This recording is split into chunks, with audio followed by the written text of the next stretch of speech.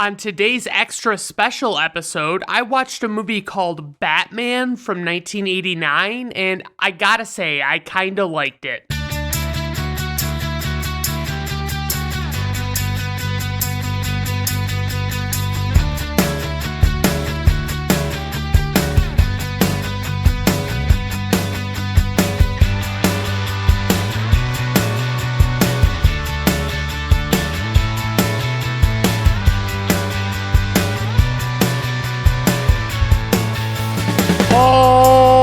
Alright everyone, welcome to Brandon at Random Reviews. I am your host, Brandon Griffiths. Thank you for stopping by. I do appreciate it. Today on the show, like I said, I've got one movie to cover and one movie alone, and I'd like to share my first experience with this one. It's pretty brief, but it involves my grandparents, as these stories often do, and I was at their house, and they had HBO.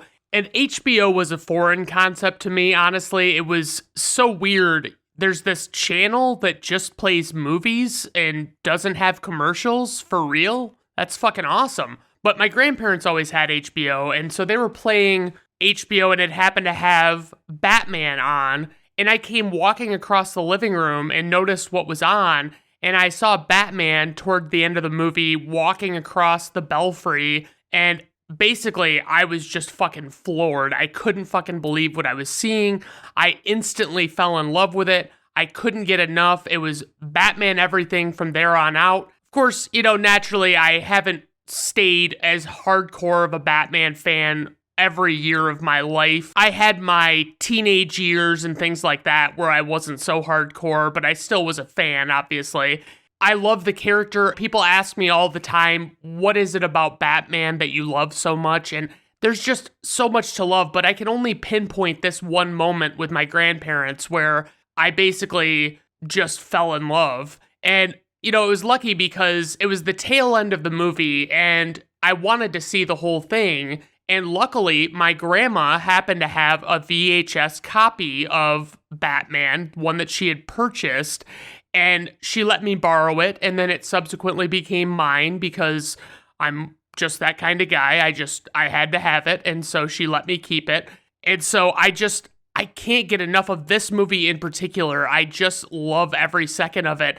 Even the things that aren't so great, I still love them. So I guess that's the story on that. I mean, I don't really have an explanation. There's so much about Batman that I like, but to just go into everything about Batman is a bit much, so I won't bore you with all of that. But I did want to talk about some graphic novels that feature Batman or mostly are starring Batman in them. That list could only start with The Dark Knight Returns, which came out in the mid-1980s, and it was a very dark story, and it largely influenced Batman going forward. It really set the tone for what kind of character he was going forward. I just really liked how he was portrayed in the story and the way everything worked with these crazy plot elements and things like that. It just really was a solid story and it was very well told. And then we have Batman The Long Halloween, and that one is one where Batman is investigating these murders that keep happening on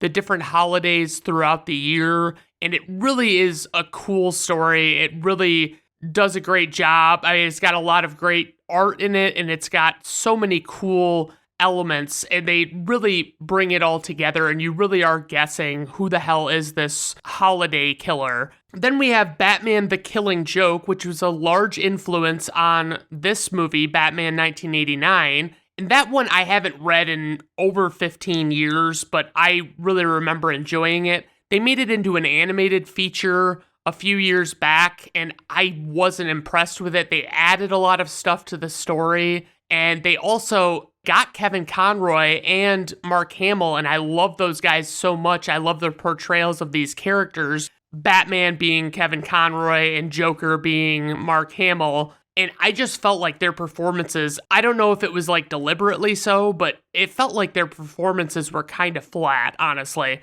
Then we have Batman Year One, and that one's a solid early tale of Batman, obviously. We see Batman come to be and all of these things that he deals with when he first emerges. and he basically sets the tone for his presence in Gotham City and things like that. Then there's Batman Hush, which has a shit ton of characters in it, and I really like the story. I know a lot of people criticize it because it's like they basically took it and ran with it to just get as many characters as they could into it, and it felt kind of cheap from that aspect, but I still really like it. I don't have that problem.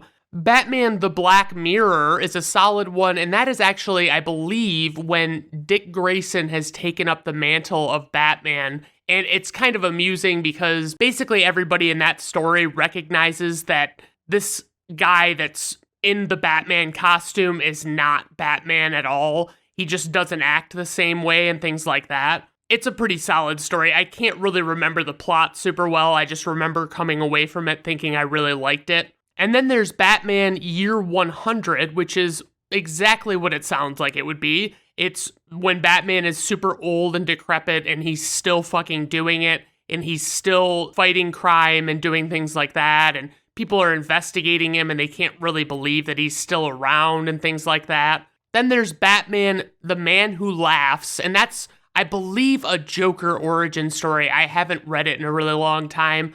I really liked it. I thought it was a really well done story. It's got really memorable artwork in it and stuff. Then there's Batman Venom, which tells the story of Batman not being strong enough to save somebody, and he obsesses over this fact until he ultimately decides that he wants to take these strength-enhancing drugs that are super addictive and stuff like that. It's a really good story. Batman basically has to overcome this addiction, and he has to go and he has to save Alfred, and it's a little ridiculous, but it's a really good story. I really like it. Then there's Batman Birth of the Demon. That one tells the story about Ra's al Ghul, who is a villain, and he and Batman are kind of like working together for a little bit, but Batman knows that Ra's al Ghul is no good. But Ra's al Ghul has this super attractive daughter named Talia, and Batman's basically in love with her, and she's in love with him, and they kind of have a baby. I don't remember the book actually being that much about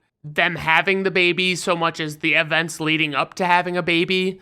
Then there's Batman Under the Red Hood. That tells the story about Jason Todd, who was the second Robin. He took over after Dick Grayson moved on to be Nightwing.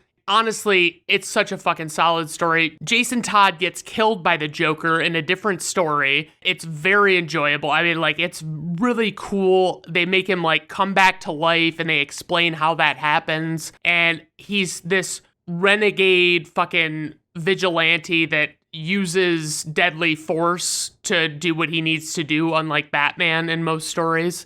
Then there's Batman No Man's Land, which is an epic arc about just basically, I think it was Gotham City being taken over by the criminals and Batman having to infiltrate it to rectify the situation. And it's a very long arc. It's got a lot of volumes on it, so it's very enjoyable though. And then more recently, there was one called Batman White Knight, and that tells the story of Joker reforming himself, like kind of rehabilitating, and he becomes a prominent political figure, I think. It's a really solid story. There's a lot of referential things in the story, kind of calling back to other iterations of Batman. Like, he has the different Batmobiles in the Batcave and things like that, and it's pretty fucking awesome. I love it a lot. But I guess, I might as well just dive into this movie. So, Batman was released on June 23rd, 1989, based on DC Comics characters and stories created and developed by Bob Kane and Bill Finger. It was directed by Tim Burton, and I want to do something to make this a little fun. So instead of like I normally do, going through each of the cast and crew and briefly touching on some of the high points of their filmographies, I thought it would be a cool idea to pitch my idea for basically if they were going to remake this movie, who I would want in some of those key spots in the cast and in the crew. Starting with Tim Burton, for the director, I would say I would love to see David Fincher or Steven Spielberg do this movie. I'd love to see what they could do with it. It doesn't really seem like the kind of movie that David Fincher would go in for, but I think he would be awesome. I think he would really do a good job. And then Steven Spielberg, you'll find out later, expressed interest in creating a Batman movie years ago, and he was going to have all these goofy people in it, but I think he would do a really good job if he respected the source material and things like that. I think Spielberg is one of the best of all time. He's just fucking great. For the writers, we have Sam Hamm and Warren Scarron. And my fantasy picks for those guys would be Kevin Smith and Frank Miller. And I think those two together could be great. I would love to see if they could turn a new Batman movie into a Sin City style Batman movie. I think that would be fucking incredible. I think that would be the way to go with it. It would be the ultimate fucking awesome movie, in my opinion. For the producers, we have John Peters and Peter Guber. For the score, we have composer Danny Elfman, and I would pick John Williams or Howard Shore to do this movie. Howard Shore is the guy that did the Lord of the Rings movies. John Williams, honestly, if I could just get a theme out of John Williams, I would be fucking set for life. If he did a Batman theme, I think it would be fucking amazing. So the soundtrack actually features original music by Prince, and the Prince songs most prominently featured in this film include Party Man and Trust. For the cast, we have Michael Keaton, who plays Bruce Wayne / Batman. Batman is also known as the Dark Knight, the Cape Crusader, and the world's greatest detective. Bruce Wayne's parents were murdered when he was a boy by a mysterious gunman, and he transformed his grief into an unending mission to stop crime dressed as a vigilante known as Batman. I would love to see, this is always tough for me, I never really know who to say for sure that I'd like to see play Batman, it's just I know it when I see it, whether or not I'll like it. But I would love to see Jensen Ackles, who actually voiced Batman in a couple of different animated features. He did a really good job. I think he's got the look for it. He's got the style. I think it's all there. I think he would be great for it. Jake Gyllenhaal would be another good one. I'm a huge Jake Gyllenhaal fan, and I think he could really do justice to the character. And then last but not least, Josh Brolin. I think he might be aged out of the role, but if they went in a direction of The Dark Knight Returns, which I don't think they would do at this point, I would love to see an older, more established Batman in Josh Brolin. I think he would be perfect for it. And if we could have gotten a younger Josh Brolin to play younger Batman, that would have been amazing too. Then we have Jack Nicholson, who plays Jack Napier / the Joker. The Joker is also known as the Clown Prince of Crime. In this version of the Joker's story, Jack Napier is the right-hand man of a famous mobster who sets him up and sends him to his death, and after an altercation with Batman, he is transformed into the Joker. I would love to see Tom Hiddleston portray this character. I think he'd be great. He was Loki in the Marvel movies. And then there's Willem Dafoe, who is an easy choice. I think he's also kind of aging out of the role, so that's unfortunate. But he would have been fucking perfect for this role, in my opinion. And then there's Iwan Rheon, who plays Ramsay in Game of Thrones, and I really think that he'd be fucking solid in this part. I think he could play the evil, maniacal guy just like Ramsay was in Game of Thrones. I think he would just do a really good job. Then we have Kim Basinger, who plays Vicky Vale. She's a photojournalist who comes to Gotham City to work on a story on the Batman after making a name for herself covering a tragic story that was published in a major magazine. Kate Beckinsale, Rachel McAdams, or Alice Eve are all actresses that I truly love for all sorts of different reasons, and I would love to see them play the character. I think that they would do an amazing job. I think, honestly, Rachel McAdams would be the front runner for me, but I would also like to see the other two very much as well. Then we have Robert Wool, who plays Alexander Knox. Knox is a reporter for a Gotham City newspaper who was initially mocked by his peers for his belief in the existence of Batman, but once Batman's existence is pretty much proven, they probably just mock him for being a total dipshit because that's what he is. I'd like to see James Marsden or Casey Affleck in this movie as Alexander Knox. I don't really want it to be the same, though. I want them to go into a completely different direction with the character. I think it would be a lot better if they did. But honestly, those two were the best I could think of. There wasn't really somebody that stood out because I don't have an image of what that new character would really look like and who would be perfect for it. Billy D. Williams plays Harvey Dent, and he's a new district attorney with a mission to root out corruption and organized crime in Gotham City. I'd love to see him played by Idris Elba, Timothy Olyphant, or Miles Teller. All of those guys have their fucking acting chops. They're fucking amazing. I think they do a really good job with the part. Pat Hingle plays Commissioner Gordon, and he's the head of the Gotham City Police Department and eventual law enforcement liaison to Batman. I'd love to see Bryan Cranston play that role. I think it would be amazing, get a little mustache going, have all that shit. Him or Guy Pearce. I think Bryan Cranston is a very clear frontrunner for me. He's just so good. He's actually portrayed the character in animated features as well, and he's very good at it. I think he would be perfect. Then last but not least, we have Michael Goff, who plays Alfred Pennyworth, and he is Bruce Wayne / Batman's live-in butler, and he also served as Bruce's guardian following the death of Thomas and Martha Wayne. I'd like to see Ian McKellen or Anthony Hopkins play this part.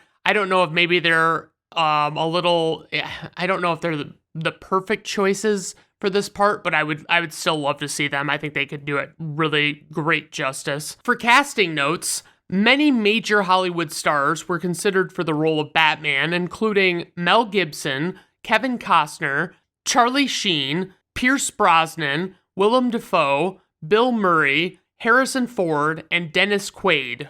There were 50,000 protest letters sent to the Warner Brothers offices arguing against Keaton's casting when they first announced it. Many false rumors have surfaced over the years that Willem Dafoe was considered to play the Joker, but these were evidently not true, per Wikipedia. But despite that, Willem Dafoe himself actually said that he was talked about very early on to play the role, so who knows what to believe in that scenario. Among those who were considered for the Joker were Tim Curry, David Bowie, John Lithgow, Brad Dourif, Ray Liotta, John Glover, and James Woods. Robin Williams reportedly lobbied very hard for the part, and I'll talk more about what happened with the whole Robin Williams thing a little later on. Sean Young was originally cast as Vicky Vale, but was injured in a horse riding accident that kept her out of playing the role. The story is that Jack Nicholson actually threatened to walk if his friend Tracy Walter wasn't cast in this movie, and I find that so astounding, but it is a very Jack Nicholson sounding thing to do. Don Johnson and William Peterson were considered for the role of Harvey Dent. Kiefer Sutherland was offered the role of Dick Grayson and turned it down before the character was subsequently written out of the plot, and he basically was terrified because he turned this down thinking it was going to be the 1960s campy Batman with Robin in tights and goofy little shoes and shit like that, so he didn't really want to be running around on screen like that. Little did he know that it probably wouldn't have been at all like that if the character would have made it into the cut. Martin Landau, Christopher Lee, and Albert Finney were considered for the role of Carl Grissom, which ultimately went to Jack Palance. For the plot synopsis, as a mysterious masked vigilante surfaces and begins to shake up the world of crime in Gotham City, a new villain emerges and hatches an evil plot to kill citizens on a large scale, and the vigilante must get to the bottom of his plans before it's too late. The tagline we just have, "Only one will claim the night." Pretty solid. Not great, but pretty solid. Alright guys, let's just dive right into this fucking movie. Okay, so this movie definitely sets its tone very early as the opening credits takes us on a weird tour winding around what turns out to be a stone bat symbol. Elfman's Batman theme starts off slow and then it sort of turns into a march and it gets pretty fucking awesome. I won't mention it enough, but the score in this movie is amazing to me, probably top 5 or top 10 all time for me. Then we get to see Gotham City in all of its glory. It's actually a bit of a dark and rundown shithole, to be completely honest. A family comprised of a husband, wife, and their preteen son are lost and are trying to hail a cab, as we see. There are unseemly characters about on the streets, including what I guess is a hooker trying to proposition this kid. Or at least she's trying to talk to him, and she kind of acts pissy when they ignore her, but it's like, you're a fucking hooker, and this is a preteen child. What are you fucking doing? I almost forgot to remind you that if you're a first-time viewer of this movie and you know anything about Batman, you might get the impression that this is Bruce Wayne and his parents. But this dad is way too fucking big of an idiot to actually be Thomas Wayne, to be honest. I don't really think that it's convincing. I mean, I could see if you're watching it in 1989 thinking, oh god, this is nothing like I want it to be. But they do really let you think that it's the Waynes for sure. I mean, it's not like they're not aware of the similarities in the characters. This has probably been pointed out before, but a better way to get a cab would have to be standing in the same place instead of walking all over. It's kind of like when you're a kid and you get lost in a store. You're supposed to stay put, and that usually ups your chances of being found. This kid pulls out an actual fucking paper map, just like in olden times. Like, as they're walking around, he's just looking at this map, telling the dad that he's going the wrong way and things like that. The dad refers to him as Jimmy, and your whole theory that this is young Bruce Wayne just flies out the fucking window. But that's actually a relief, because I didn't really want this to be Bruce Wayne and Thomas and Martha Wayne. I didn't like that idea at all. The family cuts through a back alley, and there's just no way that's a bad idea in a town like this. The filthiest looking, seemingly homeless man on Earth asks the dad for $1, and the dad straight up ignores him. I don't know what etiquette to observe with homeless people. I mean, if they're begging for money, do you say no, I'm sorry to them, or do you ignore them like this guy does?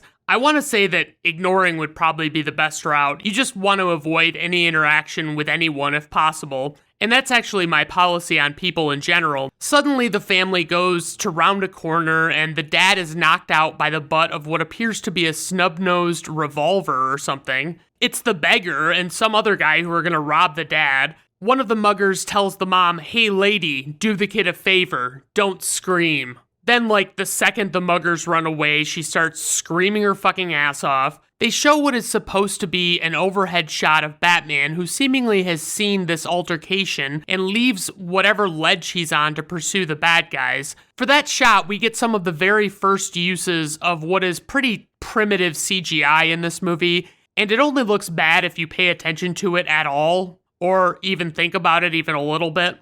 The two muggers are elsewhere on a rooftop going through the loot that they got from the mugging. Of the hundreds of times I've watched this, I never knew that these guys were named Nick and Eddie. Thank you, Amazon X-Ray. X-Ray is awesome. It tells you what actors and characters are in the scenes. It often tells you the names of songs that are playing, and you can even look at IMDb trivia sometimes. It's not like pop-up video. You know, you remember when they used to have pop-up video on like VH1 or whatever? It's not like that, unfortunately. I would really love that if they would pop up and say, hey, this was accomplished by doing that, or, you know, this whole thing was this explanation, and it's just, I really want it to be more like that, but it's not, so that's unfortunate. Nick finds an American Express card and jokingly says, "Don't leave home without it." And that's just one of the many reasons to never reference modern commercials in your film if you don't want it to age poorly. Eddie is seemingly uneasy up on this rooftop. He wants to leave the roof they're on and go somewhere else, and evidently Eddie heard about this guy named Johnny Gobbs who died in a rooftop-related accident. Then Nick says that Gobbs just got ripped and took a walk off a roof, okay? No big loss. But Eddie says that he heard that the bat got him, and they argue about the bat being real or fake, and Eddie claims that this Johnny Gobbs guy just fell 8 stories straight down and there wasn't any blood in his body, suggesting that Batman actually has vampiric tendencies, which is pretty amusing. But Nick is still very skeptical of the whole story. I just love the idea that there's all of these urban legends spreading throughout the criminal underworld that is at least keeping some guys on their toes. Batman would only feel like a legend or a myth until you truly saw him for yourself, though, I think. I'd probably not believe in him initially, but if I saw him, obviously I'd have to believe in him. But the more you heard about him, the more that I think you'd ultimately believe in him. We get this fucking cool-ass shot of Batman slowly dropping down behind these criminals unnoticed with his cape stretched out. The wingspan comes above the sides of his head. Nick insists the bat doesn't exist as they fail to recognize that Batman is quite literally right behind them. Suddenly, they realize Batman is there, and they get up and fire a few shots at him, and Batman falls to the dirt. But, of course, much to their dismay, Batman quickly gets up, and he's back on his feet and moves to apprehend them. It's like they've never heard of fucking bulletproof vests before, and they take this to mean that Batman is superhuman or something, I guess. How long have actual bulletproof vests been around? I had to Google it, because Wikipedia says that they've existed for quite a few centuries, like as early as the 1500s. So basically, they've been around almost as long as guns have been around. So it's not like there's some new fucking crazy technology. I mean, they were used in both world wars, and by 1989, I think this would not have been a shock to them to see a bulletproof vest type thing. Batman kicks Eddie through a door and puts him down for the count, I guess. Then he catches Nick's leg with a bat rope with a neat bat-shaped hook device on it. He drags Nick over toward him and picks Nick up by the front of his coat and takes him over to a ledge. Batman is letting Nick dangle there, and Nick is pleading with Batman not to kill him. Batman assures Nick that he does not intend to kill him so long as he spreads the word about him to his criminal friends. Nick says, "What are you?" And he just replies, "I'm Batman," and throws Nick back onto the roof and jumps down into the alley below and disappears. A little trivia on that, Michael Keaton actually came up with a famous "I'm Batman" line. The line in the script was, "I am the Knight."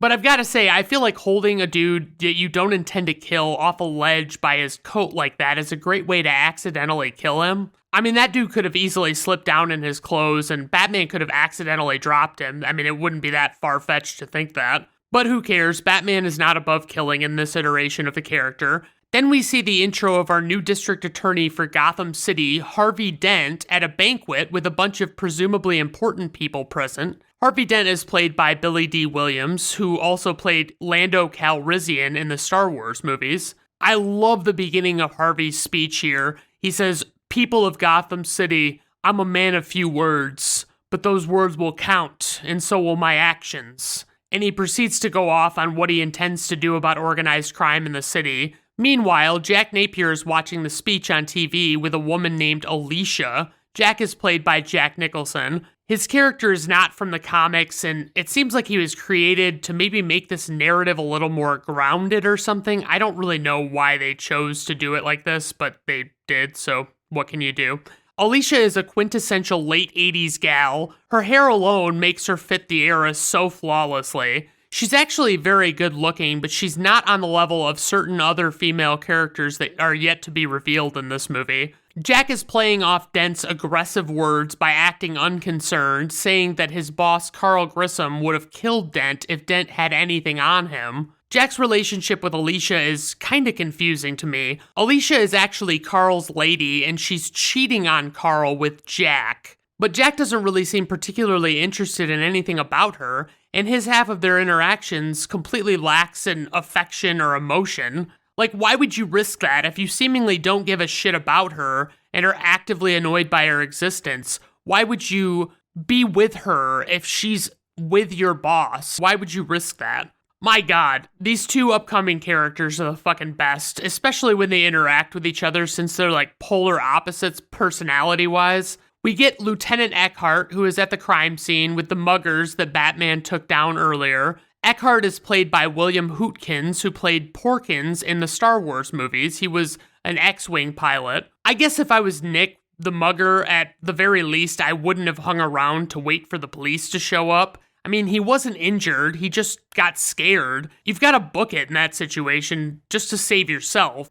You could just vow to stop with the life of crime and go on the straight and narrow, and you'll be fine. So Eckhart is not super chatty, and when he hears what seems to be another bat story that they've been telling, he tells another cop that they've been drinking Drano. Then reporter Alexander Knox shows up to ask Eckhart some questions. Knox is played by Robert Wool. Knox is very big on the Batman story and claims that there have been 8 bat sightings now in just under a month. Eckhart dismisses Knox's suggestions and claims that the two men here just slipped on a banana peel, and I guess that's him joking. It's kinda ridiculous. Then a perfectly timed mugger comes by in cuffs yelling, "I'm telling you, man, a giant bat!" Seems like Eckhart could have gone without that happening. Eckhart tells Knox not to report about this whole thing, and Knox presses him about what people are saying and all of the urban legends out there. He says, "Lieutenant, is there a 6-foot bat in Gotham City? And if so, is he on the police payroll? And if so, what's he pulling down after taxes? Which is a fucking great line. I don't absolutely love Knox in this movie, but he's all right. I really enjoy that line quite a bit. Eckhart leaves and goes to meet with Jack Napier in an alley, who gives him a bribe because, gasp, Eckhart is corrupt. Jack tells Eckhart that Harvey Dent has been investigating one of their front companies in the Grissom organization. Eckhart tells Jack that he answers to Carl Grissom, not to him, and goes on to suggest that Jack will never take over Grissom's organization, as Jack seems to think. Jack pushes Eckhart, and Eckhart pulls a gun on Jack, but Jack's man Bob the Goon also pulls a gun and kind of causes the confrontation to fizzle. Bob the Goon is played by Tracy Walter. He is the one who Nicholson threatened to walk if he didn't get cast in this movie. At the newspaper office, all of Knox's fellow writers are making fun of him for his Batman stories, and Knox tells them that they're Pulitzer Prize material, and he says it like it's super meaningful, but I mean, they all kind of laugh at him, you know, I mean, they don't really take it seriously. It's not like they're, oh no, not the Pulitzer Prize. I guess we should be cool with you now. Knox comes back to his desk to find Vicky Vale, a big-time photojournalist who introduces herself and expresses interest in collaborating with Knox on his Bat stories. Vicky Vale is played by Stone Cold Fox Kim Basinger. Knox naturally assumes that this is some elaborate prank. Like, come on, a beautiful and famous photojournalist wants to work with him on stories he constantly gets mocked for. I can't really blame him for being skeptical in this scenario. But Vale truly shares his vision of the story and says that she has invitations to Bruce Wayne's charity benefit, and they hope to interview Commissioner Gordon there. It seems like a good plan, sort of. I mean, you're kind of crashing a party to be members of the press and annoy people, so that's not good. I've got to say, this is the first time I've ever watched this and noticed that certain scenes feel like they were made to look old, or like, I know they were going for like a timeless feel, but some of these scenes just look like they're straight out of the 80s and they'll never leave that time period for me. Meanwhile, with the mob, Carl Grissom works with Jack and company on what to do about Dent's investigation. Carl knows that he's fucked if Dent makes a connection to his organization and Axis Chemicals. Jack suggests breaking into the company's files and taking them and calling it industrial espionage. This seems like an okay idea if they make it a point to be quick, because that's really what's the concern right now. Grissom claims to like the idea, so he puts Jack in charge of it. Jack seems just a shade taken aback by this. He doesn't really want to be in charge of this operation. Then Alicia comes up in the elevator and exchanges glances with Jack on the way to the other room, and Grissom sees this happen. I don't think we're meant to believe that this single interaction is how Grissom figures out what's going on with them, but rather I think it means that we're to understand that Grissom already knows about it, and this is cluing the audience into that knowledge, because Grissom was already setting Jack up before he saw them and what they did just then. Jack tries to get out of doing the Axis Chemicals job, but Grissom insists, and then when Jack leaves, Grissom calls to inform Lieutenant Eckhart of the plan to set Jack up. At the charity ball at Wayne Manor, it's basically a casino night with a bunch of people in tuxes and dresses. This includes police officers, Mayor Borg, and Harvey Dent. Kim Basinger looks positively fucking radiant in this white dress that she's wearing. Like, honestly, one of the most beautiful women I've ever seen. Vicky approaches Bruce and asks if he knows where to find Bruce Wayne, because no one in these movies ever really seems to know what Bruce Wayne looks like. Bruce plays dumb, but intrigued because, you know, she looks like Kim Basinger, so why wouldn't you be intrigued? He says he really doesn't know who Bruce Wayne is, and Knox strikes out with all of these important people while trying to get a statement on Batman. We see Commissioner Gordon get the news about what will be happening at Axis Chemicals, and he takes off when he hears that Eckhart is in charge of it, because he clearly knows what kind of guy Eckhart is. Meanwhile, Vicky and Knox decide to rudely explore Wayne Manor, looking around in places that are clearly not meant for partygoers. They walk through an antique arsenal room of sorts and comment on the different pieces on display. Bruce silently follows behind them and observes their conversation. Bruce introduces himself to Knox and Vicky, finally, Vicky says that she'll be staying in Gotham a while, doing the story on the Batman. Alfred comes and interrupts to tell Bruce about Gordon leaving unexpectedly, and Bruce dashes off, of course, because it's fucking Batman time. Bruce sits for a bit in his Batcave, which is decidedly a dedicated area away from his house, the way it should be. I'm looking at you, Batman v Superman: Dawn of Justice. He looks through security surveillance footage and finds the moment where Gordon was informed about Axis chemicals.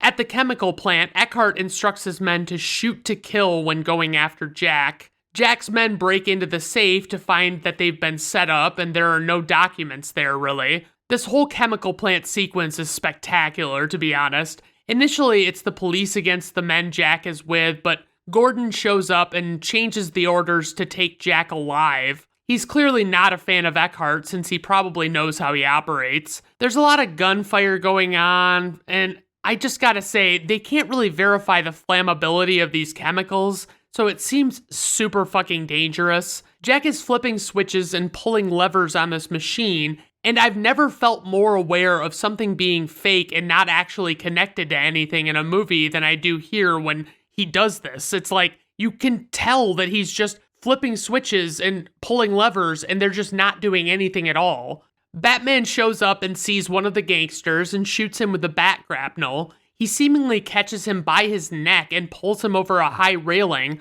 but that can't be right because that dude would have immediately been strangled to death pretty fucking hardcore. So maybe he got him around the torso or by his clothes or something, I don't know.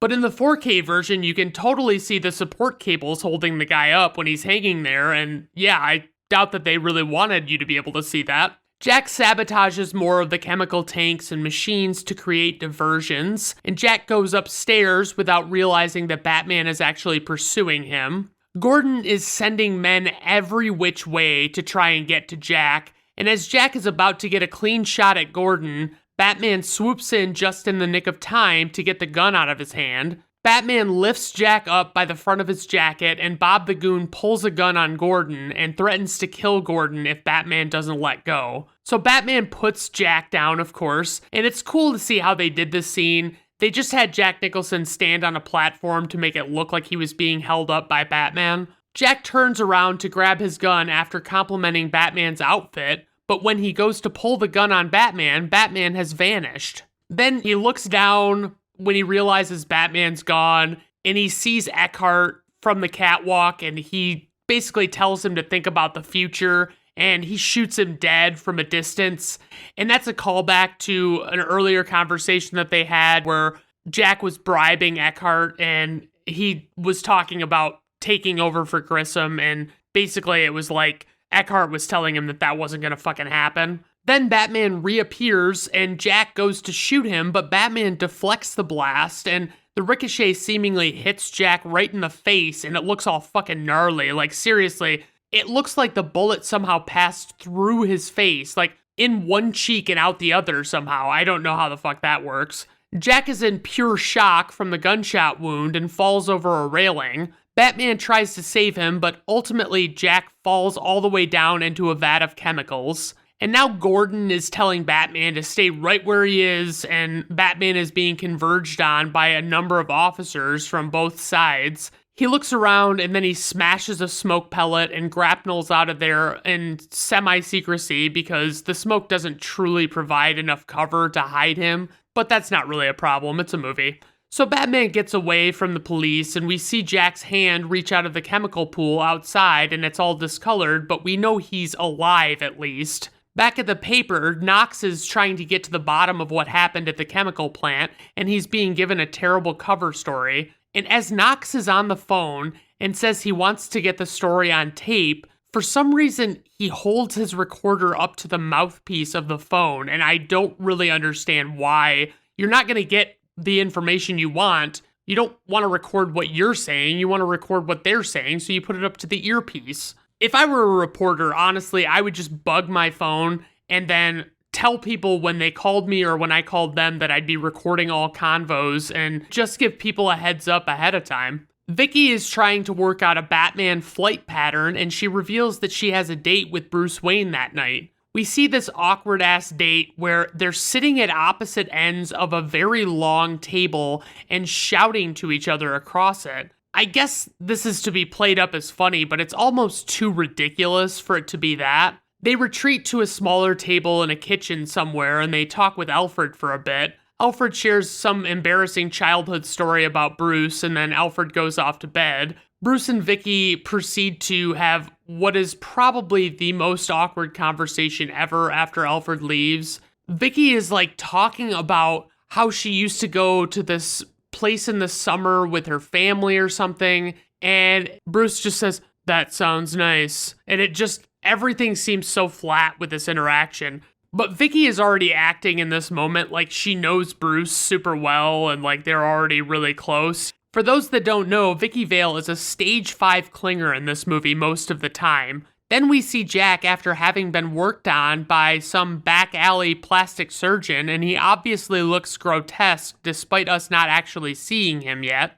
Bruce and Vicky are still on their little date at Wayne Manor, and honestly, 1989 Kim Basinger might be as attractive as people can get. That's just my opinion. Jack shows up at Grissom's to confront Carl for setting him up at Axis Chemicals. Jack reveals that he is now a hideously transformed monster and refers to himself as the Joker. He proceeds to shoot Carl several times, ultimately killing him and laughing gaily. And I know we don't call many non-LGBTQ related people or things gay nowadays, but I wanted to bring it back. Returning to Bruce and Vicky, they're in bed together, and Vicky wakes up to find Bruce hanging upside down by his feet in some sort of inversion contraption.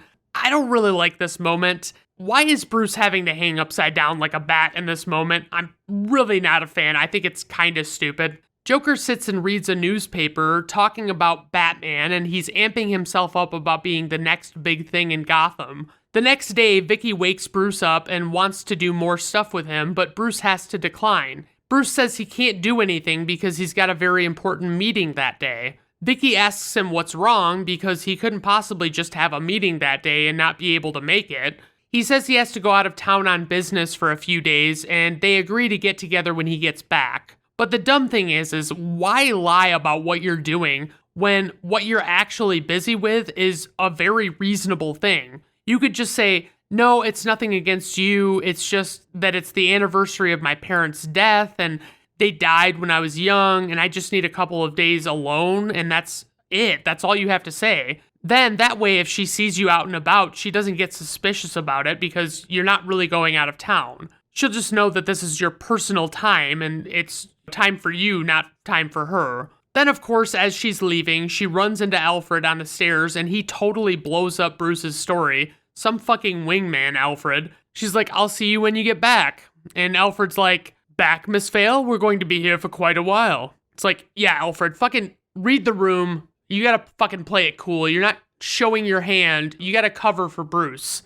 Joker reveals his new look to Alicia by surprising her, and she faints, and I'm still yet to see this happen in real life. What would it take for me to just faint from something? I don't really know that I can think of anything that would make me faint. Then Joker meets with the mobsters to tell them that he's taking over for Grissom, and he wants to run the city into the ground, starting with the 200th anniversary festival the city is planning. They want to know why they can't hear this from Grissom. One guy named Tony asks what happens if they say no to Joker, and the Joker electrocutes him to death with a hand buzzer. I'd like to know how they did this effect. I mean, basically it looks like the guy's face catches on fire. It doesn't look super good, but it doesn't look terrible either. I just don't know how it was accomplished. Joker is made up to look like he has regular flesh tone in this scene, and it always looks fucking weird, honestly. So a little tidbit on that. In the film, Joker has to mask his chalk white face by painting himself flesh-colored. In the script, it was specified that the Joker would have to take the flesh-colored makeup off to reveal the white skin underneath, meaning that the makeup effects team had to find a way to take one layer of makeup off and leave another intact. Makeup designer Nick Dudman came up with a solution.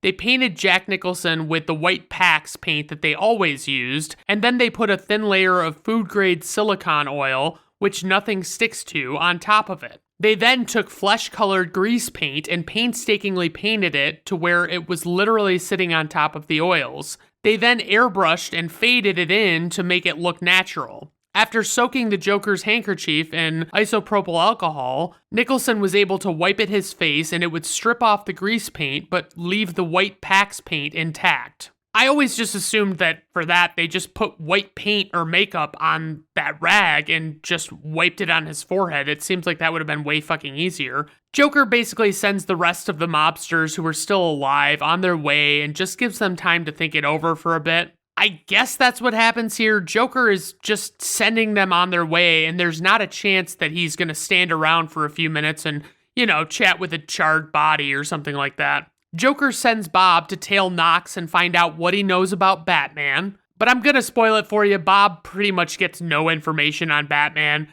and it really never comes back at all, so don't worry about that. So naturally, Joker talks to this charred corpse, and he reveals that he's just going to kill those other mobsters anyway, because he knows he can't trust them, clearly. Knox is pissy with Vicky now that she's all hung up on Bruce. Vicky literally stakes out Wayne Manor and follows Bruce into the city because she's a rational human being with common sense. She's clearly done this before too, it's pretty ridiculous. But I don't get it. You could have anyone, Vic. Anyone. You're Vicky Vale, for Christ's sake. Why are you all hung up on him? I mean, he is filthy fucking rich, I'll give you that. Bruce leaves two roses at the site of his parents' death, but Vicky doesn't know that that's where his parents died or that his parents are dead. Vicky comes and looks at the roses, and it seems pretty fucking disrespectful, like you don't touch shit like that. There's a press conference with those same mobsters Joker met with, and the main guy is claiming that he's taking over Grissom's operations.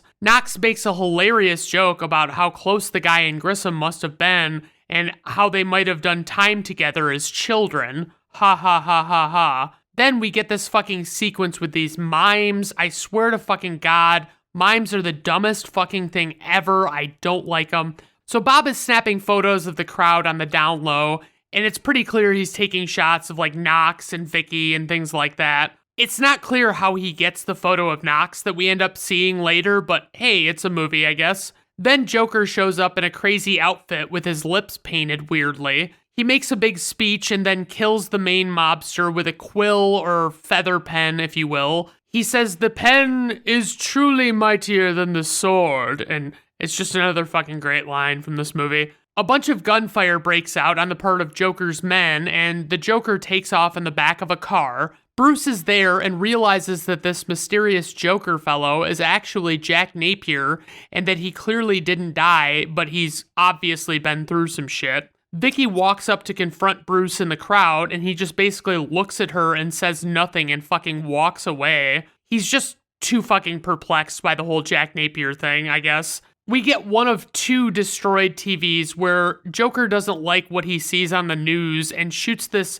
spring-loaded boxing glove contraption at the TV to destroy it. The news suggests that Batman might be a mob enforcer, which really shows how far off base they are. Bruce shows up at home and has Alfred on Vicky's side, trying to convince him that she's the one. So he tells Alfred that Vicky is great because, yeah, she's pretty fucking great. Okay, so there's this moment that we get where Vicky calls Knox to have him do some digging, and she legitimately just asks him to find out what's so special about the alley at Pearl and Phillips Street, which is where Bruce left the roses. And I mean, even if Knox had Google at his disposal and searched the alley at the corner of this street and that street in a city that should be comparable in size to like New York City or Chicago at the very least, the results he would get would either be like millions of fucking murders that had happened in that area, or he would get absolutely nothing substantial at all to go on.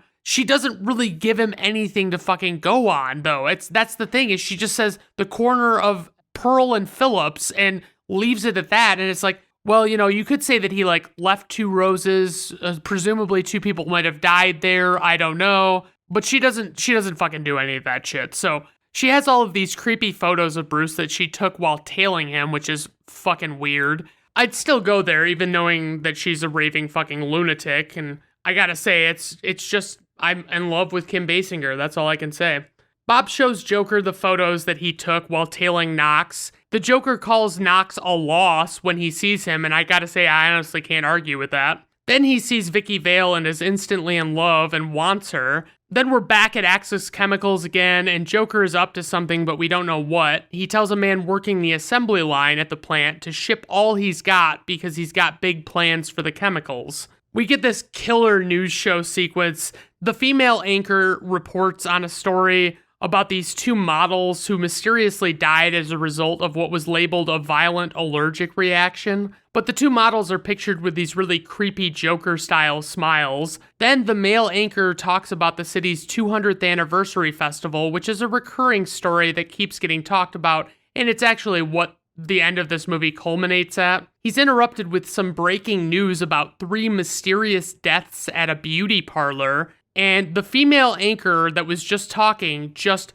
bursts out laughing, and it interrupts the whole report, and she can't stop laughing and falls out of her chair and onto the floor. They call some paramedics, but she appears to be super dead, it would seem, and her face has a permanent Joker-style smile all of a sudden, like the models did. Then the Joker interrupts the broadcast remotely, and he puts on like a makeshift commercial.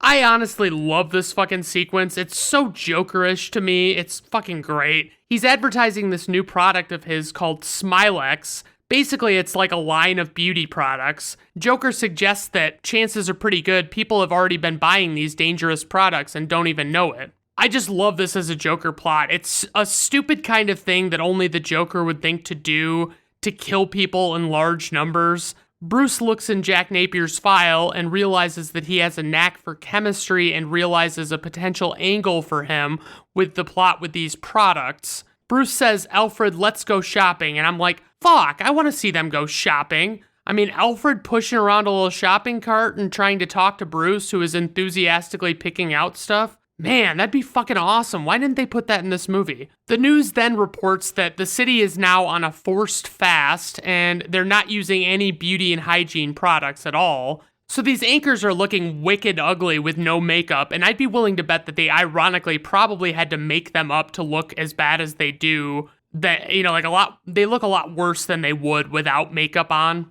At City Hall, the mayor is yelling at Dent about getting the Joker situation handled so they can have the 200th anniversary gala. Dent is obviously frustrated, and my question is, what is Mayor Borg doing that's actually fucking constructive? What a bag of shit. I mean, you can act like that's your part in this to yell at Dent all you want, but in reality, you're not doing jack shit. So Vicky leaves Bruce a message that she'll be late in meeting him at the museum, and Bruce is like, okay, but I don't have any museum plans with Vicky at all, so that's kind of weird. It turns out that Joker set the whole museum date up, pretending to be Bruce's people. So we see Vicky at the museum, and she's waiting impatiently for Bruce. She's wearing this blue long-sleeve dress, and I've got to say, there is no woman, no matter how beautiful, that looks good in these long sleeves. She looks like she's got man hands from that episode of Seinfeld, you know?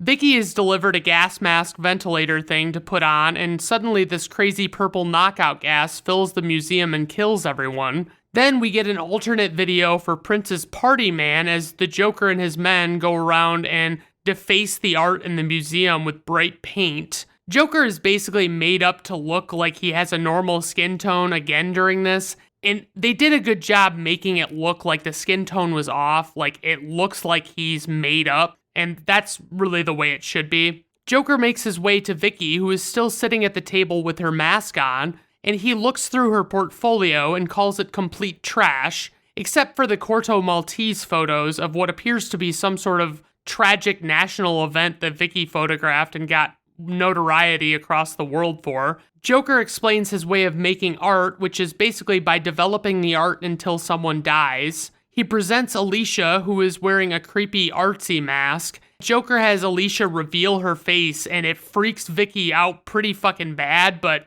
honestly, despite all of that, it's not really that bad. Like, she still looks good. I'd go there.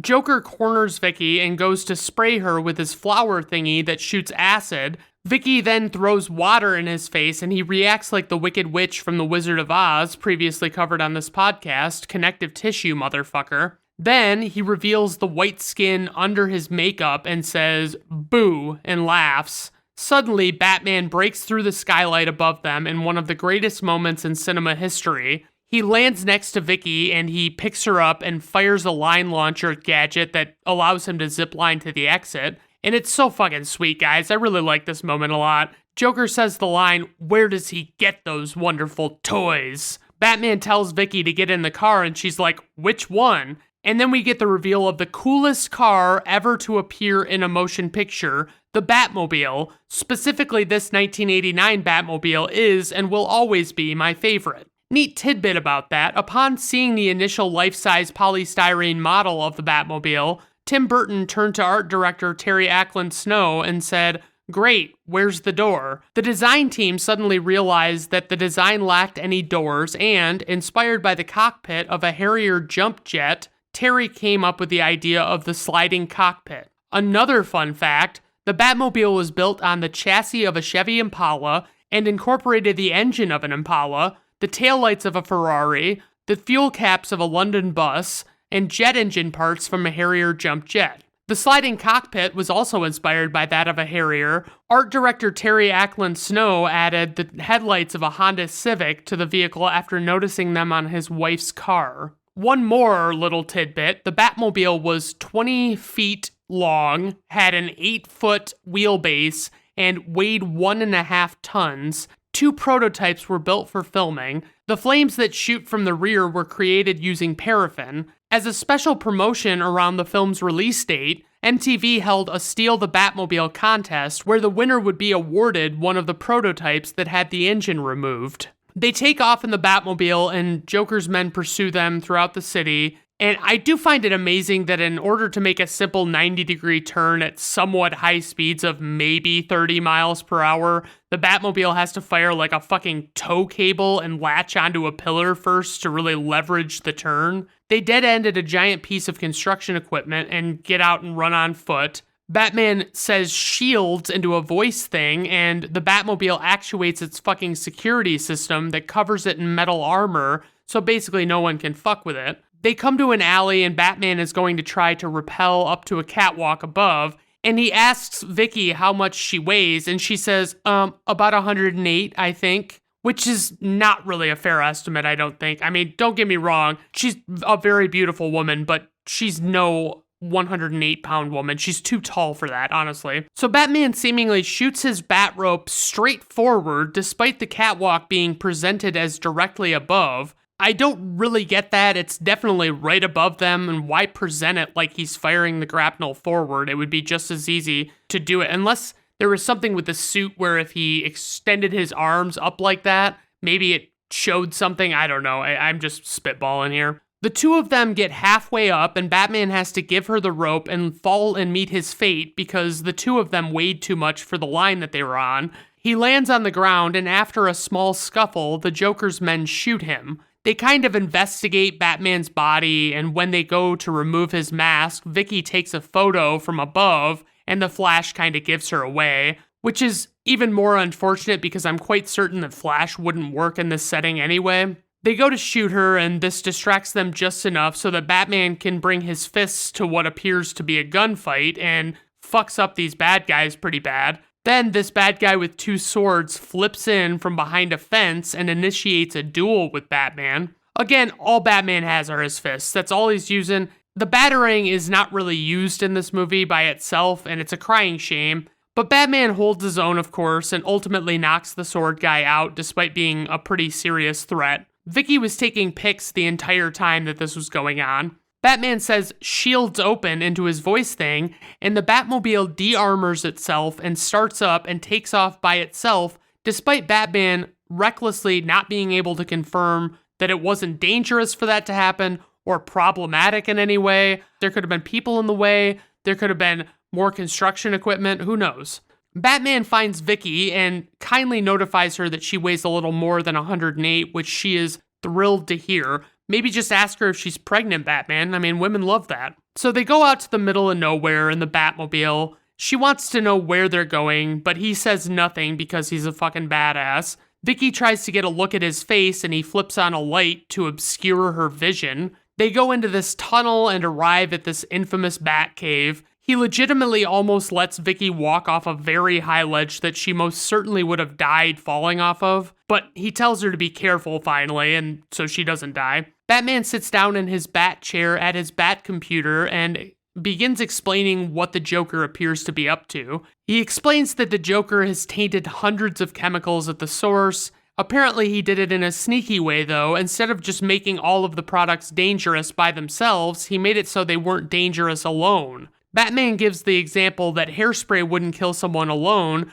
but hairspray mixed with lipstick and perfume would be toxic and untraceable. This is where Jack Napier having a background in chemistry has come into play in this plot. Vicky wants to know how Batman figured it all out, but he doesn't really say. He gives her his findings to take to the press, and she says that she might have some trouble with that. She says that a lot of people think that Batman is as bad as the Joker. Vicky says, I mean, let's face it, you're not exactly normal, are you? And Batman fires back and says, it's not exactly a normal world, is it? Love it. Fucking love it. Vicky wants to know why Batman brought her there when he could have easily sent the info to the press himself. He tells her she does have something else he wants and raises his cape, and we don't really know what happens initially. We just see the screen go dark, and then all of a sudden there's a bunch of, like, bats that are just squeaking really loud and shit. It's pretty fucking confusing.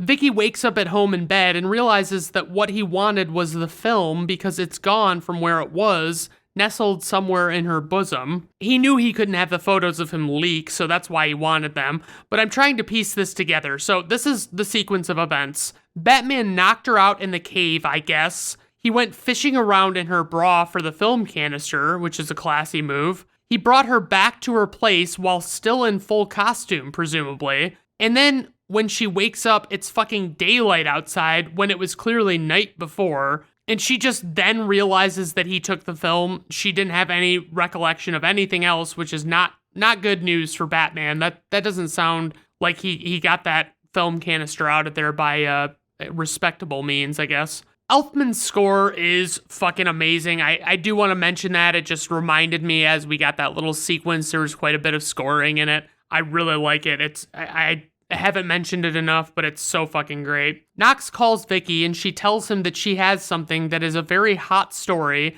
that she needs to get in the evening edition of the paper. They publish the story on Batman cracking the Joker's scheme wide open. The news reports on it, and naturally the Joker destroys TV 2 out of 2, this time by just shooting it with a gun. He says, I have given a name to my pain, and it is Batman. Alfred convinces Bruce that he needs to go see Vicky and tell her the truth about what's really going on with him. So he goes to her apartment and they get into an argument. Vicky was very hurt that Bruce lied to her about leaving town, which is fair since the truth would have made everything easier than what he actually said, so I don't really understand it. But Bruce basically just tells her to shut up because he has something to tell her. Then he goes into this long, drawn-out thing about how people sometimes have different sides of their personalities, and sometimes it even leads to leading a different life. She assumes that he's telling her that he's married.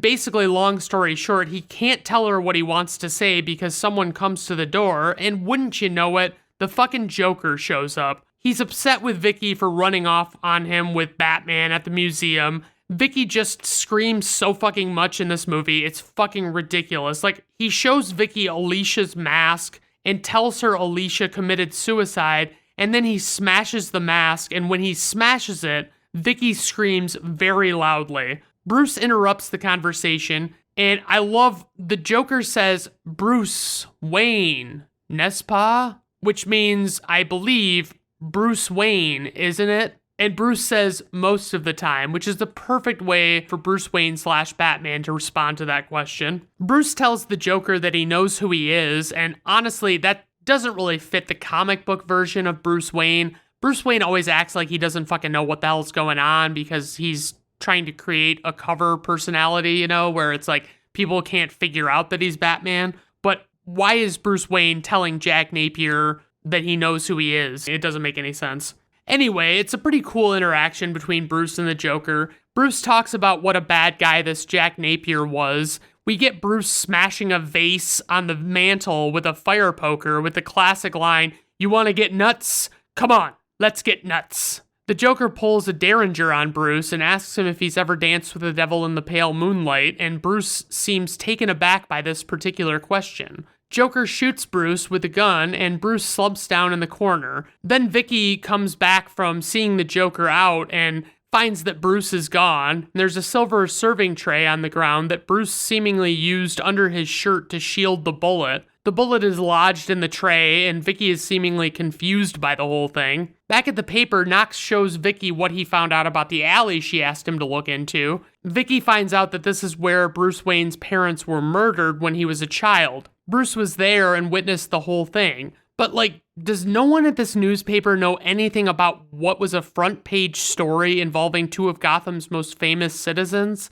Even if it was several years ago, come the fuck on. He has the story up on a microfilm reader, and I gotta say, the past seems like it was fucking exhausting. Can you imagine just slowly going through all of this microfilm trying to fucking figure out what you're looking for? Fuck that. Vicky gets up and walks away all distraught, and Knox tells her not to get personal. Bruce is in the Batcave, and he reads through a file Alfred got him on his parents. Alfred seems like something is weighing on him, and he needs to say something. Bruce asks him what's up, and Alfred says, "I have no wish to fill my few remaining years grieving for the loss of old friends, or their sons." Michael Keaton looks so fucking 80s in this movie in a lot of scenes. He's got those fucking glasses with the earpieces that curl all the way around to the bottom of your ear, and he's wearing a black turtleneck in one scene, and his hair is all poofy. It's honestly like early Seinfeld, Jerry Seinfeld hair.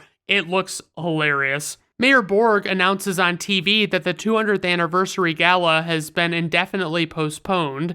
Joker interrupts the broadcast, and he announces that the event should go on and that he intends to drop $20 million in cash on the crowd. This is an obvious ploy to get the people to come to the parade, and he specifically calls out Batman and says that he's the one who has brought real terror to Gotham City. Then Bruce, who is watching the broadcast in the Batcave, reads the newspaper clippings from his parents' file and has a flashback. We see how the Waynes were leaving a theater, and a couple of muggers stopped them to steal their valuables. After a small scuffle, one of the criminals shoots Thomas and Martha Wayne in front of their son, and the criminal turns the gun on young Bruce and asks him if he's ever danced with the devil in the pale moonlight. But the other bad guy he's with convinces him not to stick around and shoot the kid, and the other guy refers to him as Jack. So we know definitively that Jack Napier / the Joker shot the Waynes, and that's a version of the story that is only present in this film. In most other stories, it's a man often known as Joe Chill, and he is a lowlife who kills the Waynes, and he doesn't become the Joker or anything. Alfred lets fucking Vicky into the Batcave without warning. She decides to talk with Bruce and says more shit that would seem completely insane for a non-attractive person to say. She says that she's loved him since she met him and that the night they had together was something special. It was truly just one fucking date. Bruce insists that he must stop the Joker because he's the only one that can do it. So Batman suits the fuck up in a brief sequence, and we see the Batmobile blow through the gates of Axis Chemicals, and all of the Joker's men are shooting at it. The Batmobile drops what appears to be a tiny bomb that packs a wallop, and the Batmobile drives out of the plant with explosions happening all around. The Batmobile meets Batman as it exits the plant, revealing that the vehicle was unmanned the whole time, and the Joker shows up in a helicopter to taunt Batman. It's amazing to think that Robin was actually going to be in this story. I've seen the storyboard featurette on the extras in the DVD, and it just would have bogged this movie way the fuck down. Then we see Jokers in the main float at the parade, and there are a bunch of those giant balloons around. These are just regular giant parade balloons, not ones used to disperse toxic gas or anything, if that's what you're thinking. Nothing to be alarmed about here. Knox and Vicky show up to take pictures of the people going after the money that the Joker is throwing around, and Joker addresses the crowd and mockingly comments on how Batman is probably at home washing his tights. Joker is dumping money on the crowd in this moment and really is drawing people in. Neat story on that, a scene was cut from the parade sequence, but made it into the comic book version of the script. where the crowd discovered that all the money the Joker was handing out was counterfeit. This was in a follow-up to the Joker's earlier line that he wanted his face on the $1 bill. All of the dollar bills that were thrown to the crowd had the Joker's picture in place of George Washington's. Joker sees the Batwing flying in the sky above and instructs his men to put on gas masks. Then the Joker initiates the balloons to start dispensing toxic Smilex gas. Vicky is taking pictures and sees what's going on and tells Knox, and Knox tells her to get in the car, and he just decides that he wants to be a useless hero for a bit and try and stop the crazed people from causing mischief, despite the fact that all he has is this little N95 mask that he's just holding on with his hand. Batman swoops in, flying the Batwing, and uses a device on the front of it to wrangle the cables from the different balloons and remove their tethers. Had the Batwing been built to size, it would have had a 35-foot wingspan. The Joker gets very upset about this display Batman put on. Batman flies way up in the air to release the balloons, and Joker yells out, "He stole my balloons!" And then Joker shoots Bob for being one of the people who didn't tell him that Batman had one of those things. Batman flies up after releasing the balloons, and the Batwing stops and silhouettes against the moon, and it's ridiculous, but it's super fucking cool looking. As Batman reapproaches, he has the most frustrating showdown with the Joker. He uses the Batwing's targeting system to lock onto the Joker, and he fires guns and missiles at him, but literally nothing hits him at all somehow. Then Joker pulls out this absurdly long 2 to 3 foot revolver and shoots down the Batwing in one shot. The Batwing crashes into the steps by the cathedral, and Vicky stops to see if Batman is okay, but she can't really find him in the wreckage. Joker holds her at gunpoint and makes her come up with him to the top of the cathedral. Batman is revealed to be alive when Vicky and Joker leave the crash site, and he pursues them. Gordon and his group of officers head into the cathedral shortly after Batman goes in, but Joker shoots his flowers acid onto a giant bell and causes it to fall off and drop down and block a doorway that the police need to use. So now it's seemingly just Batman, Joker, and Vicky up in this belfry. But wait, there's more. Joker unleashes a couple of men to attack Batman. I'm going to fill in some storytelling blanks here because I don't like plot holes. When the Joker first apprehended Vicky outside the cathedral and called for transportation, it is reasonable to assume that this cued the Joker's men to drop some extra guys in the top of the cathedral for protection.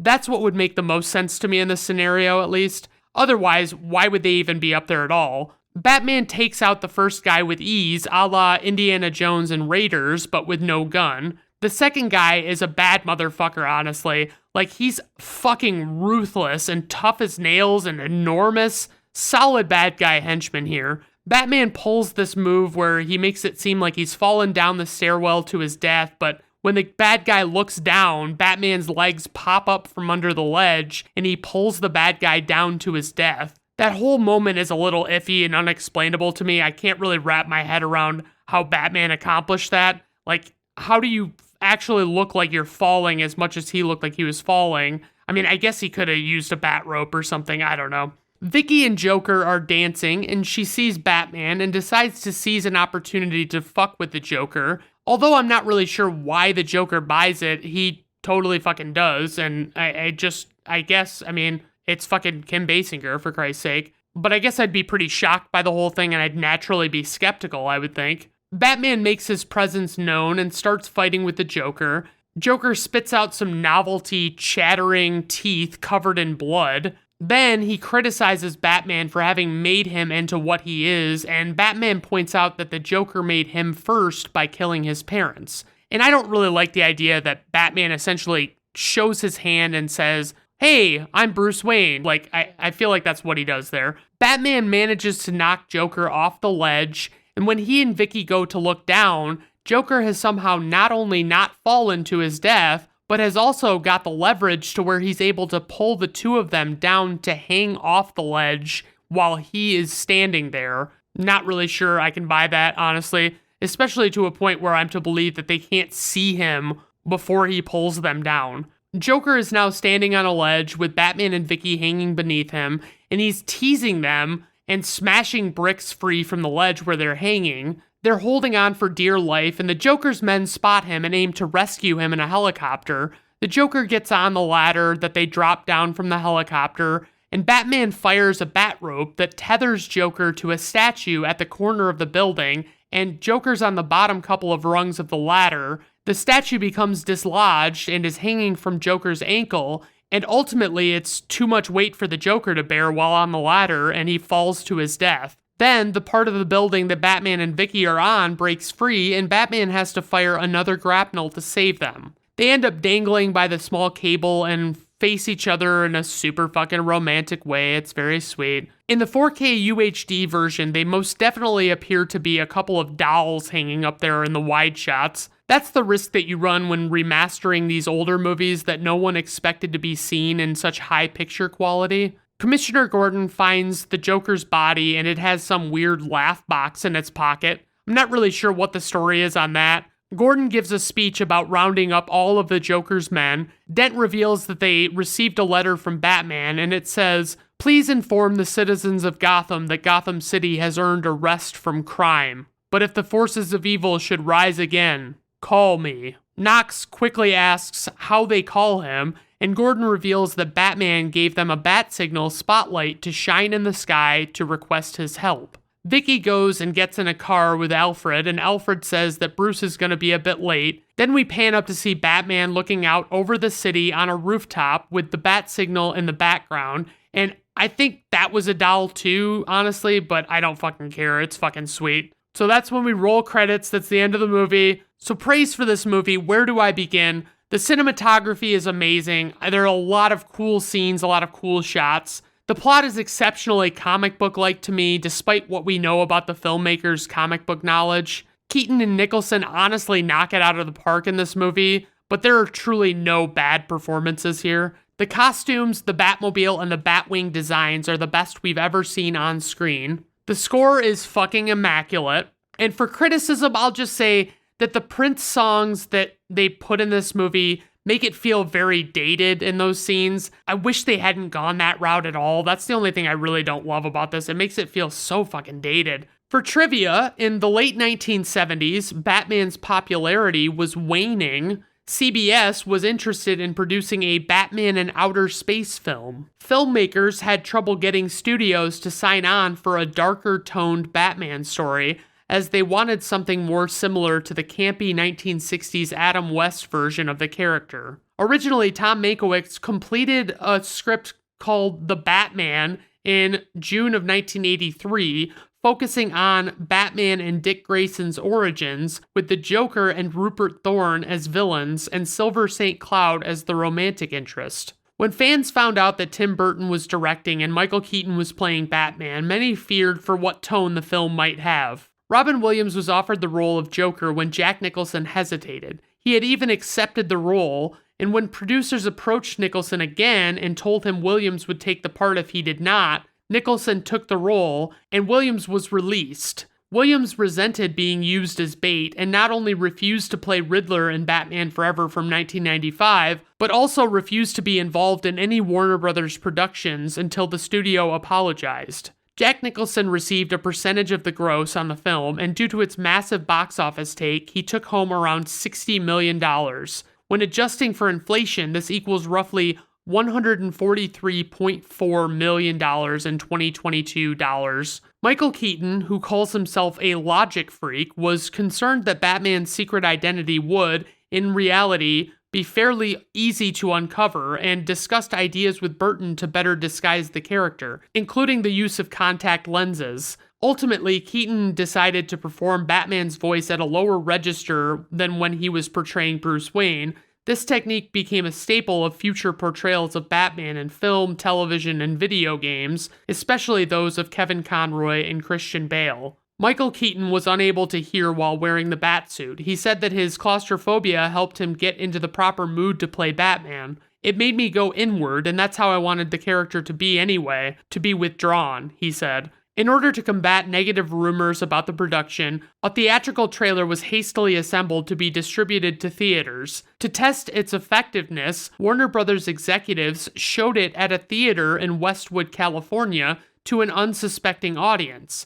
The 90-second trailer received a standing ovation. Later, it would become a popular bootleg at comic book conventions. It took 2 hours for the makeup artists to change Jack Nicholson into the Joker. 355 silicone adhesive had to be used due to Nicholson's allergy to spirit gum/latex. Prosthetic makeup designer Nick Dudman used acrylic-based makeup paint called Pax for Nicholson's chalk white face. It was tricky finding the right shade of white in contrast to the dark sets and lighting, since pure white would blow out the brightness and flatten the contrast in Nicholson's face. The only actors who appear in all 4 Tim Burton/Joel Schumacher films are Pat Hingle, who plays Commissioner Gordon, and Michael Goff, who plays Alfred. Based on his success with Superman from 1978, Richard Donner was considered to direct. He wanted Mel Gibson to star as Batman. The original script featured a bitter rivalry between Bruce Wayne and Knox over Vicky Vale. At one point, Steven Spielberg was interested in doing a Batman film. He wanted Harrison Ford as Batman/Bruce Wayne, Michael J. Fox as Robin/Dick Grayson, Tim Curry as the Joker, Dustin Hoffman as the Penguin, Gina Davis as Silver St. Cloud, John Pertwee as Alfred Pennyworth, Burt Reynolds as Commissioner Gordon, Martin Sheen as Harvey Dent, and Richard Dreyfuss as Rupert Thorne. Joel Cohen and Ethan Cohen reportedly turned down the chance to make the film because they didn't want to do a film that wasn't theirs or presumably that they didn't have creative control over. For an IMDb nugget, okay, Sylvester Stallone has cited this film as what led to the decline of muscle-bound action stars from the 1980s, and a change in how action films were made. In an interview, he said, "It was the beginning of a new era. The visuals took over. The special effects became more important than the single person. I wish I had thought of Velcro muscles myself. I didn't have to go to the gym all those years, all those hours wedded to the iron game, as we call it." It's such a Sylvester Stallone quote, but I would say as far as action movies are concerned, I think Die Hard, which came out a year earlier in 1988, changed the tone of the action world. John McClane's character was not some buff Schwarzenegger type, and far more of the action movies that came out after it ran with the everyday guy look that focused on effects and that didn't just have some muscle-bound guy running the show. For info and ratings, we have a runtime of 126 minutes, a budget of $35 million, opening weekend $40.5 million, worldwide gross $411.6 million, IMDb rating 7.5, Rotten Tomato critic score 73%, Rotten Tomato audience score 84%, personal rating 8 out of 5 stars. Yeah, that's right. This is my favorite movie of all time. I fucking love it. All right, everyone. Well, that's our episode for today. I hope you enjoyed it. Obviously, reach out to me. Let me know if you have any suggestions or requests or anything like that. I would be glad to entertain them at the very least. And honestly, if you're interested in being a guest on my show, reach out to me and let me know about that too, because I wouldn't mind having some more guests on this. I mean, it would be kind of cool, I think. Okay, so I hope you have a good rest of your day. Bye now.